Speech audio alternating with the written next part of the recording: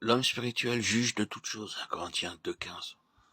Que le Dieu de paix vous sanctifie lui-même parfaitement, et que tout ce qui est en vous, l'esprit, l'âme, le corps, soit conservé irrépréhensible pour l'avènement de notre Seigneur Jésus-Christ.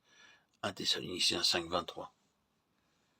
Nous avons dans les Thessaloniciens l'un des deux passages qui déclare formellement que l'homme se compose de 3 parties et énumère celles-ci dans l'ordre original.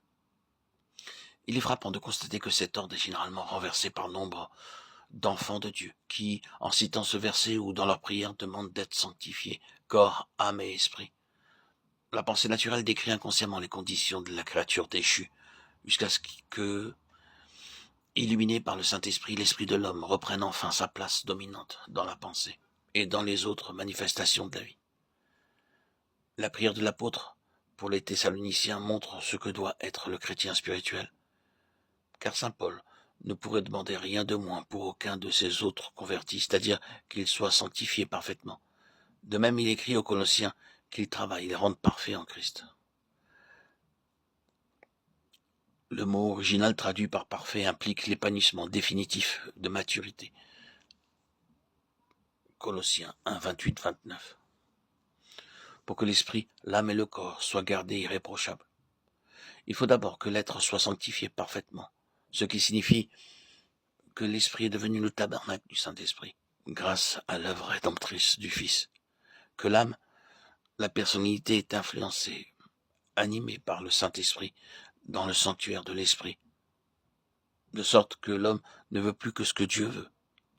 L'intelligence a été illuminée, régénérée par le Saint-Esprit, et les émotions sont parfaitement maîtrisées.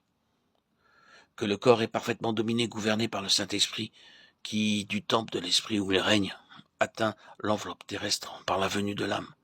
1 Corinthiens 9, 27. Désormais, les membres, au lieu d'être des instruments d'iniquité, sont devenus des instruments de justice. Romains 6, 13. Et par là, le corps est réellement devenu lui aussi un temple du Saint-Esprit. 1 Corinthiens 6, 19. Tel est le croyant spirituel, celui qui a atteint la maturité, sanctifié parfaitement, esprit, âme et corps.